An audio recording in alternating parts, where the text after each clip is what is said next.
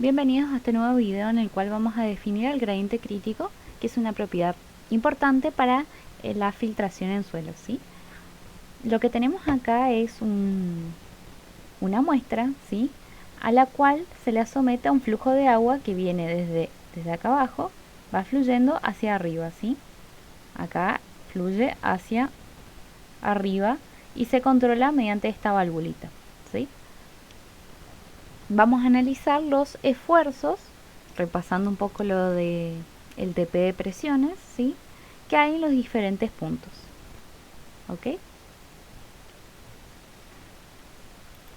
Como aprendimos en el TP de tensiones, podemos calcular el esfuerzo total, el esfuerzo de poros, ¿sí?, la presión total, la presión de poros y luego la presión efectiva. ¿Ok? Para calcular la presión total en los diferentes puntos, lo que hacemos es ir sumando el peso de cada uno de los componentes, ¿sí?, ya sea el agua, el suelo y demás. ¿Ok? Para el punto A lo que tenemos es la altura, ¿sí?, por el gamma del agua.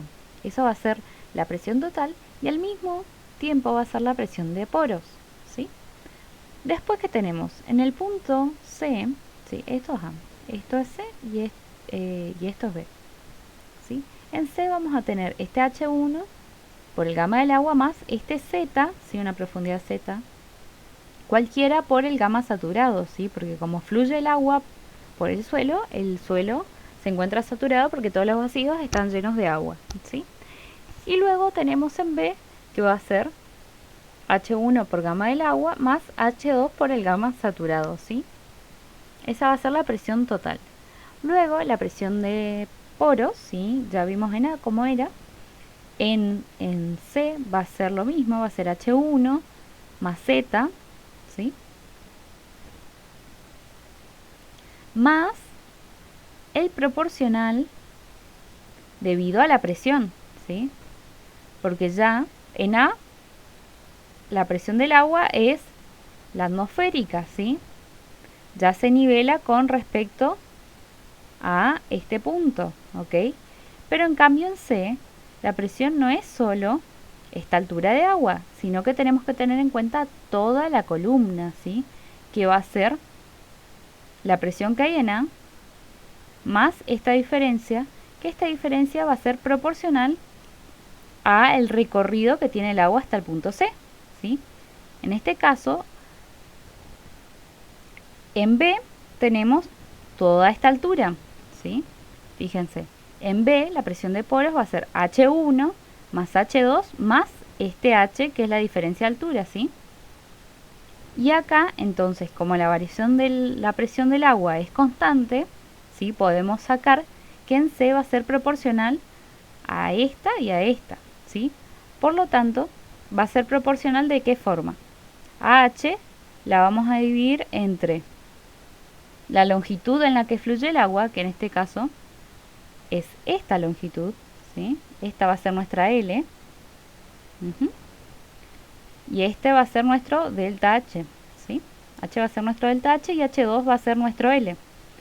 Por lo tanto, tenemos entonces delta H sobre L se va a distribuir de forma equitativa en todos los puntos que estén intermedios desde B, que tiene una cierta presión, hasta A, que ya está a esta presión atmosférica, ¿sí?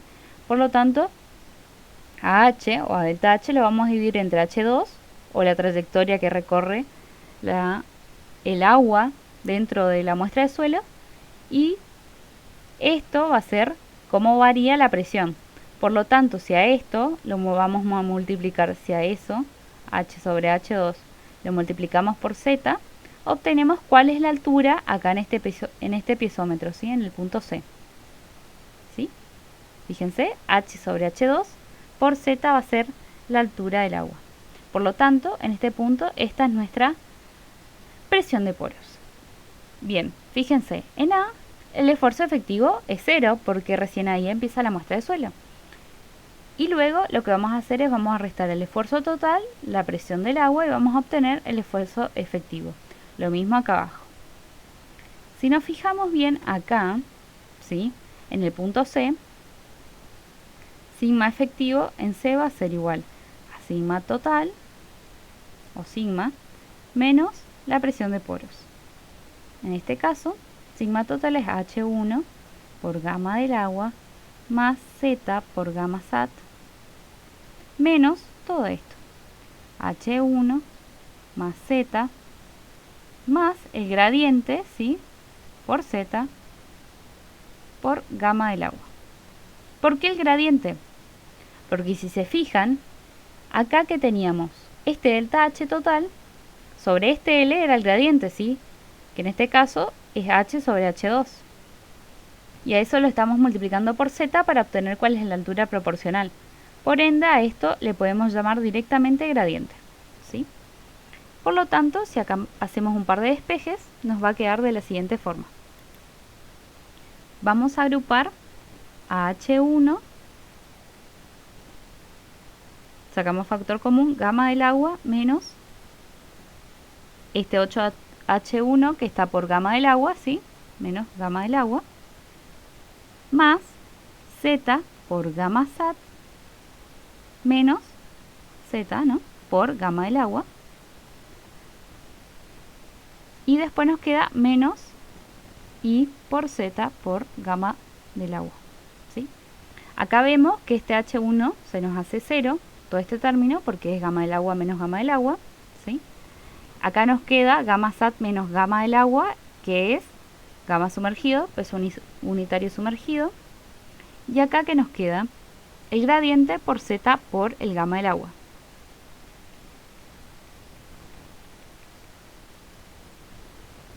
Por lo tanto, la tensión efectiva en C va a ser igual a la profundidad por gamma sumergido menos el gradiente por la profundidad por el gamma del agua. Bien, ahora vamos a introducirnos al concepto de gradiente crítico.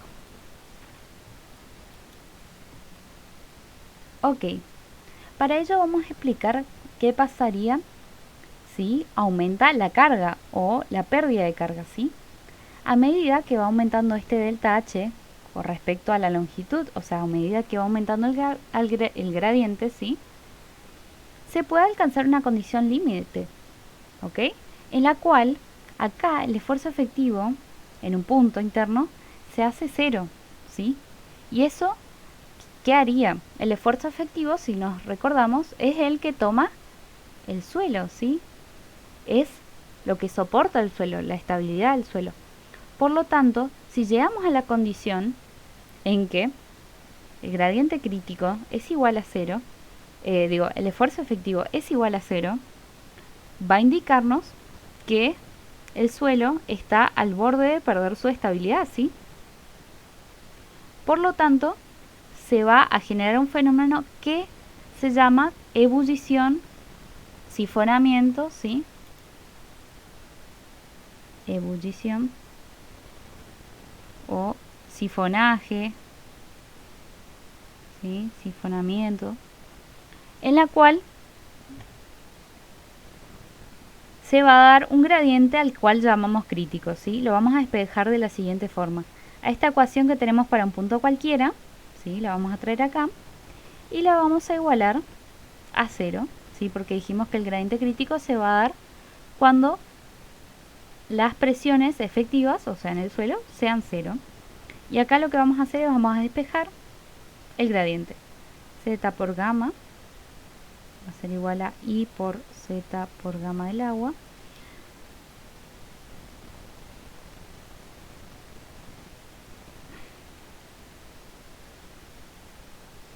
Si tachamos, el gradiente crítico, ¿sí? Y crítico va a ser igual al peso específico, peso unitario sumergido sobre el peso específico del agua, ¿sí?